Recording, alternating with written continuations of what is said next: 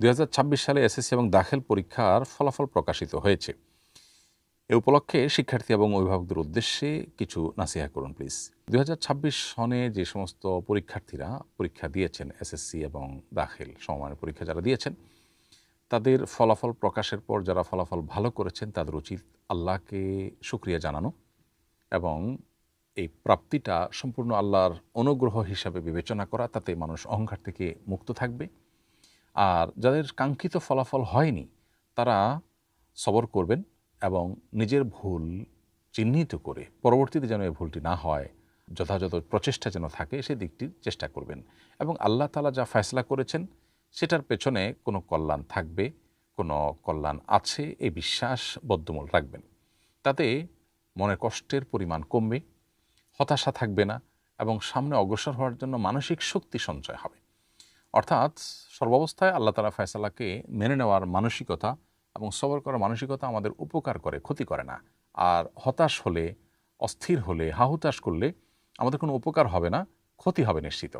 তাহলে কোনো বুদ্ধিমান মানুষ তো সেটি করতে পারে না। ইসলাম আমাদেরকে যা করতে বলেছে, আমরা ভালো কোনো কিছু অর্জন করলে শুকরিয়া জানাবো আল্লাহকে, নিজে ফখর বা অহংকার গৌরব করব না, তাহলে অহংকার থেকে মুক্ত থাকবো, অহংকার পতনের মূল সেটা থেকে আমি বেঁচে থাকবো।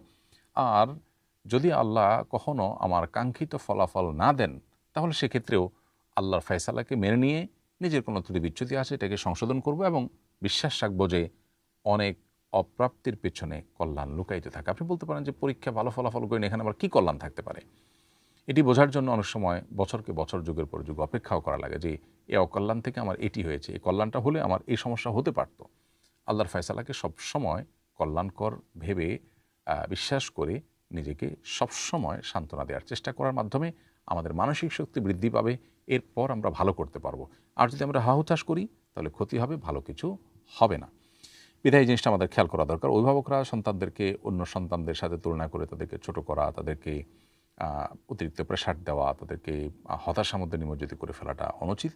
সন্তানের জীবনে এই পরীক্ষাগুলো ভালো ফলাফল করা দরকার, কিন্তু এগুলো না করলে যে তাদের জীবন একেবারে পানিতে নিমজ্জিত হয়ে যায়, তাদের জীবন ধ্বংস হয়ে যাবে সেরকম না। বরং তারা যেন যথাযথ প্রচেষ্টা করে, পড়ালেখা ঠিকমতো করে, অলসতা না করে, সেজন্য তাদেরকে বলা যেতে পারে, শাসন করা যেতে পারে, সংশোধনী দেওয়া যেতে পারে। কিন্তু চেষ্টার পরও যদি ভালো ফলাফল না হয় তাহলে সেটাকে ওয়েলকাম করার মানসিকতা থাকতে হবে অভিভাবকদের মধ্যে। যদি না হয় তাহলে সেটা খুবই ভয়াবহ বিষয়, আল্লাহর ফয়সালা মেনে না নেওয়ার মতো একটা ব্যাপার। এবং এরকম অতি চাহিদা এবং দুনিয়ার ব্যাপারে খাই ভাবটা মূলত আমাদের বস্তুবাদী মানসিকতা থেকেই হয়ে থাকে। সন্তানদের দুঃসময় তাদের পাশে দাঁড়ানো দরকার, আবার একই সাথে তাদের কোনো অলসতা থাকলে সেই জায়গাটাকে চিহ্নিত করে সেটাকে অ্যাড্রেস করে তাদেরকে নাসিহা করা এবং তাদের জন্য বিভিন্ন উদ্যোগ নেওয়া যেতে পারে। এক কথায় দুনিয়ার এই পরীক্ষাই সব কিছু নয়। কত মানুষ ভালো ফলাফল করে কিছুই করতে পারেনি, অতএব যারা ভালো ফলাফল করেছেন তাদের অহংকার করার কিছু নেই। আবার অনেকে আছেন তেমন কোনো ভালো ফলাফল না করেও জীবনে অনেক কিছু করতে পেরেছেন আল্লাহর তৌফিকে। এজন্য তাদের হতাশ হলে চলবে না। দোয়া করি আল্লাহ তাআলা যাদের ভালো ফলাফল দিয়েছেন তারা যেন সামনে আরও ভালো করতে পারেন এবং ঈমান আমলের সাথে চলতে পারেন। যারা ভালো ফলাফল করতে পারেন নাই তারা যেন নিজেদেরকে ধৈর্যশীলদের কাতারে রাখতে পারেন এবং সামনে ভালো কিছু করার তৌফিক দান করেন। আস-সুন্নাহ ফাউন্ডেশন, উম্মার স্বার্থে সুন্নাহর সাথে।